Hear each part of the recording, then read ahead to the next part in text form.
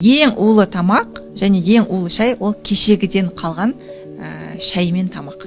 Енді біздің қазақ ысыраф болмас үшін кешегі тамақты немесе алдыңғы күнгі тамақты 2 күн бойы ысытып жей береді. Каждый біздің ысытқан тамағымыз ол ағзаға тотығу процесін тудырады, яғни окислительный стресс тудырып, керісінше ол біздің ағзамызға зиян болады. Яғни біз ойлаймыз, ол мусорға кеткен жоқ тамақ деп, бірақ біз өзіміздің ағзамызды мусор қылып жатқанымызды ұмытпауымыз керек.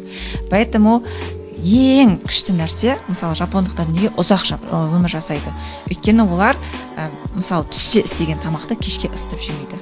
Сол сияқты әр тамақты таңғы асты өз уақытысында, түскі асты өз уақытысында және сол уақытқа дайындау керек та. Шап-шағын только жеп қоятындай тамақ дайындайтын болсаңыздар, онда сіздер өмірлеріңіз ұзақ болады, өмірлеріңіз сапалы болады және көптеген созылмалы аурулардың алдын алатын боласыздар.